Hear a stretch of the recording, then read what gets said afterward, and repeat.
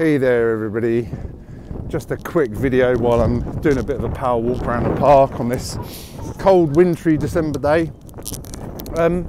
I spoke to someone the other day. They were talking about having a few interviews lined up, and I've been meaning to do this video for a while because I had a couple of interviews last week. And one technique I recommend if you're booking a few interviews in 1 week is try and book the one that you really like the look of.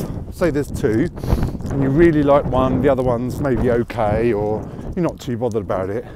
Book the one that you're not too bothered about first.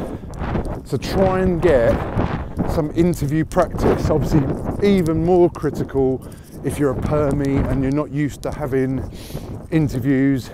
Now I'm going to go this way, the wind's blowing less this way. If you're not used to having interviews, God, what's happened to my hair? Jesus, haircut tomorrow. So if you're not used to having interviews, then getting a bit of interview practice is absolute gold. Now, obviously, if you want a bit of coaching before you have interviews, especially if you're a permie not used to having interviews or lots of interviews, whereas as a contractor, you know, I'll have multiple interviews throughout the year, then of course reach out to me and we can have 15-minute free clarity call, we can have a half-an-hour coaching call, 1 hour coaching call. I can ask you questions, you can get into a good positive mindset before you have some interviews, and it can just put your mind at rest a little bit prior to that interview. But if you try and focus on having the interview that you're not bothered about first, then that will give you a bit of practice, a bit of ammunition when you go for the interview that you do really want. So I tried that last week.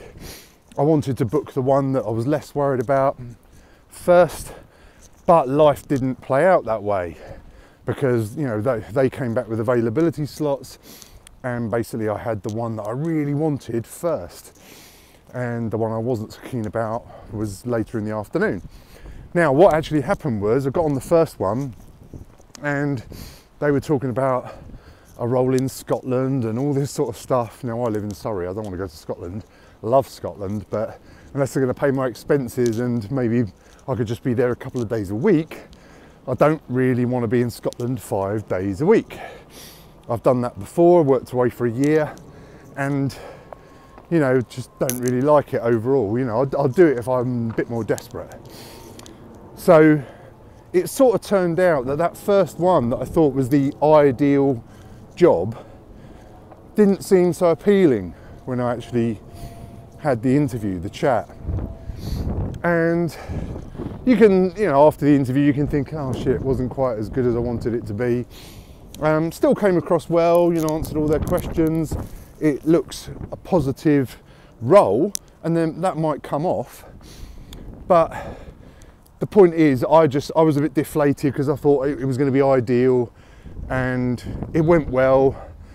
But it was like, oh, is it going to be a Scotland role? Maybe there's a job in London. It was a bit more vague. So then I had the second one, which I was less bothered about, and that was really positive. Now, to be clear, I haven't got an offer from either of those positions yet. But the second one, I don't know if it's just because I was like, oh, this one's not, I'm not as worried about this one, therefore I was more relaxed. And I just came across better, but that was definitely a much better interview. But also it was a much better conversation because I didn't know much about the role, and it actually turned out to be, you know, looks like an attractive position. I think it's only a couple of months, but again, I haven't got an offer yet, so I'm not going to count any chickens just yet. So if you have the chance to do a couple of interviews, just try and arrange for the one you don't want so much to be the first one you do, and it just gives you that a bit of a chance to have a practice, get used to going through your CV, going through your work history, and just becoming more confident and answering and asking questions.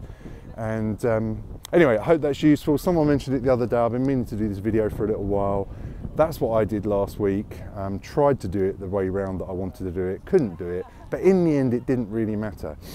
But what I'd say is, if you're looking for a role, you've got a few lined up, just try and make sure, if there is a standout clear winner of one you think you're perfect for, just try and make sure that is second or third or later on in the week. and that will give you a bit more confidence when it comes around to that interview. Anyway, I hope that's useful. All the best. Speak soon. Bye.